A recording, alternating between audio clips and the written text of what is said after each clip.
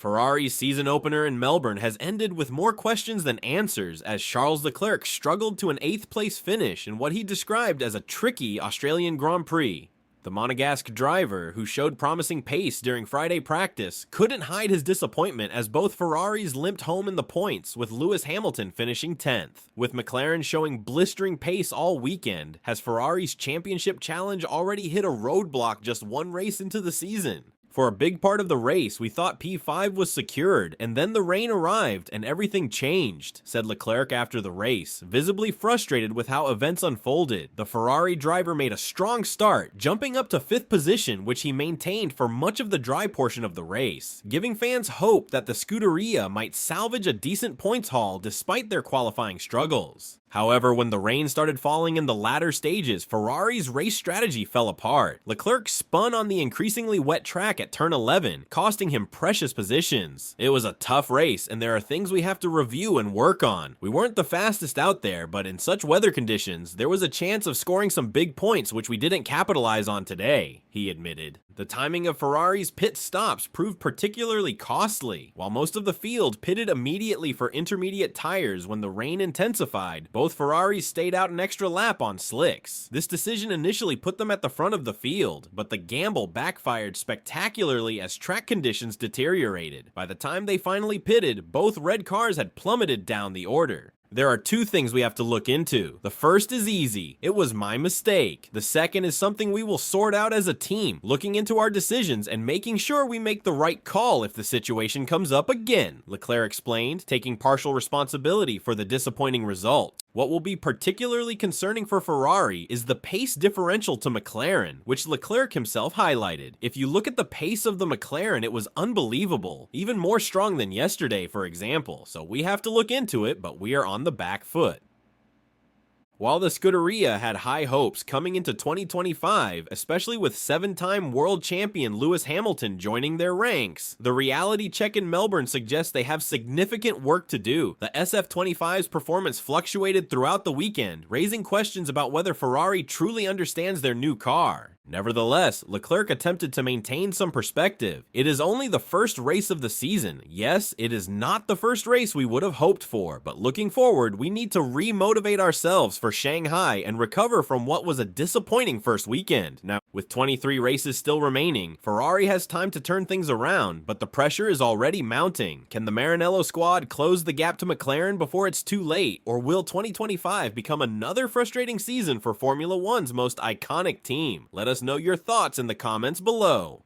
Ferrari's 2025 campaign has started with a major setback that nobody saw coming, as evidence mounts that a critical gearbox issue is forcing the team to compromise their car's performance. The Maranello squad left Melbourne with far fewer points than expected, but it's what Charles Leclerc revealed in his post-qualifying interview that has opened a fascinating investigation into Ferrari's true problems. Has the much-hyped SF25 been fundamentally compromised from the start? And more importantly, can Ferrari fix this issue before their championship hopes fade away? The evidence has been hiding in plain sight since preseason testing. During the final day in Bahrain, Lewis Hamilton's running was cut short due to gearbox troubles, a sign of things to come that few paid attention to at the time. Fast forward to Melbourne, and customer team Haas saw Oliver Behrman unable to participate in qualifying due to gearbox issues, while Hamilton himself reported gear synchronization problems over team radio during the race. But the smoking gun came directly from Leclerc, who admitted the team had to raise the ride height of both SF25s between Friday practice and Saturday qualifying. This is a crucial detail. Teams would never voluntarily sacrifice performance by raising ride height unless absolutely necessary, and the telemetry data confirms just how much performance they lost as a result. If you look at Leclerc's data from FP2 compared to his final Q3 lap, the performance drop is shocking, an F1 analyst commented. He was significantly slower in the final 4 corners of the circuit despite running with less fuel in qualifying. In turn 11 alone, he lost 8 km per hour and almost 1 G of cornering force. That's an enormous amount of performance sacrificed.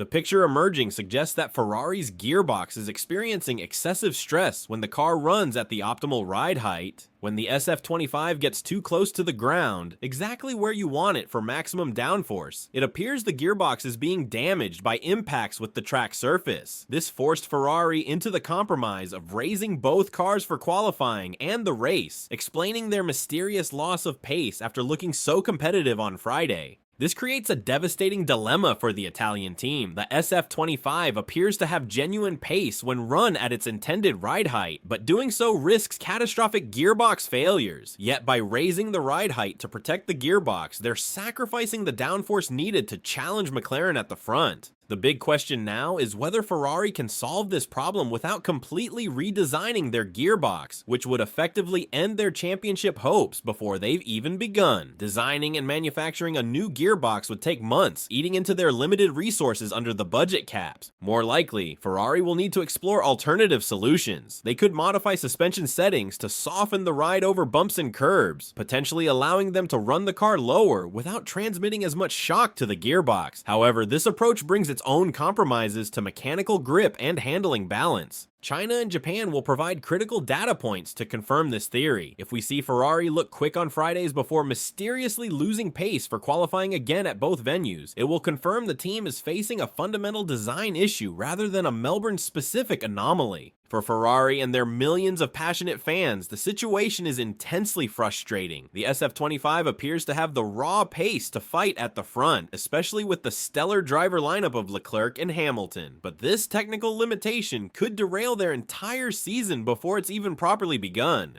What do you think about Ferrari's gearbox troubles? Can they find a workaround solution, or are they facing a season-long compromise? Let us know your thoughts in the comments below.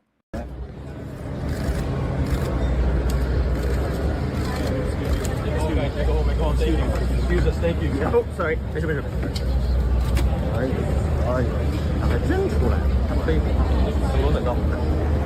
Lewis Hamilton has left the entire paddock speechless with his mindset heading into his Ferrari debut, confirming exactly what rival drivers feared most. The 7-time world champion feels absolutely zero outside pressure. Despite concerns about adapting to a new team at 40 years old, Hamilton has arrived in Melbourne with a dangerous combination of confidence, experience, and pure excitement that has sent shockwaves through the grid. The question now isn't whether Hamilton can handle the pressure of Ferrari, it's whether anyone can handle the pressure of racing against a liberated Lewis Hamilton. After 12 seasons with Mercedes that ended with 3 frustrating years in an underperforming car, many wondered if Hamilton's move to Ferrari would bring overwhelming pressure and expectations. But the Briton has flipped the script entirely, declaring that external pressure is non-existent for him ahead of this weekend's Australian Grand Prix. This mental fortitude is precisely what competitors hoped they wouldn't see from a rejuvenated Hamilton in the famous red car.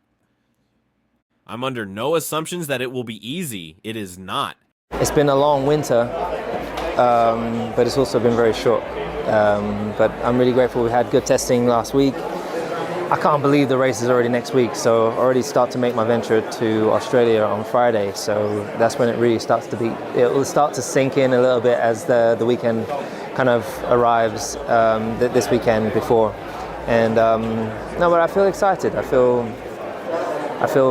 we're as best prepared as we could be given the short space of time that I've had. There's still things to learn, but I'm just excited to get going. I love racing. Hamilton acknowledged when speaking to media in Melbourne, but I don't feel the pressure. The outside pressure, it's non-existent for me. The pressure is from within and what I want to achieve. These aren't the words of a driver feeling the weight of Ferrari's championship drought. They're the words of a champion who knows exactly what he's capable of delivering. What's particularly alarming for rivals is Hamilton's clear sense of purpose and belonging at Ferrari. I'm not here to prove anything to anybody. I don't feel I have to do anything, he stated with the confidence that comes from having nothing left to prove in the sport. I've been in F1 a long time and done it time and time again. I know what it takes to do a good job, and that's what I want to deliver for myself and for my family, for this team that I really believe deserves success.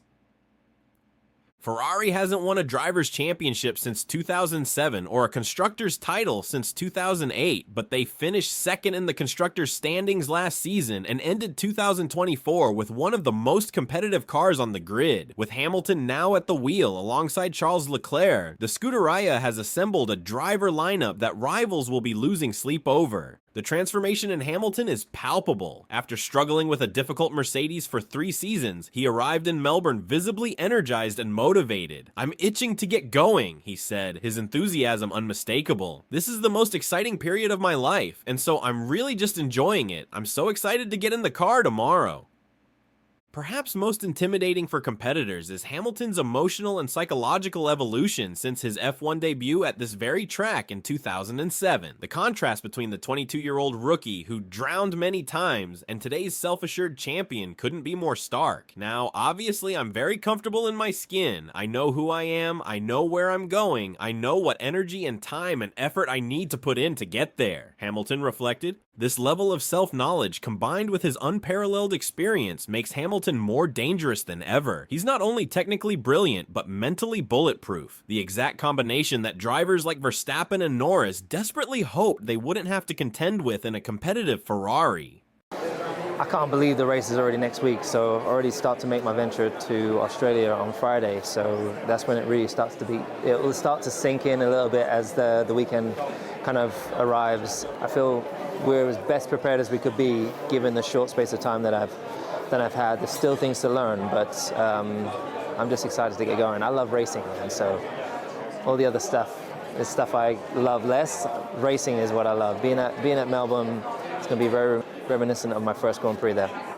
The moment that shook Formula One to its core is finally upon us this weekend, as Lewis Hamilton prepares to make his competitive Ferrari debut at the Australian Grand Prix. After more than a year of anticipation following the bombshell announcement in February 2024, the 7-time world champion will finally sport the iconic red overalls in front of a packed Melbourne crowd.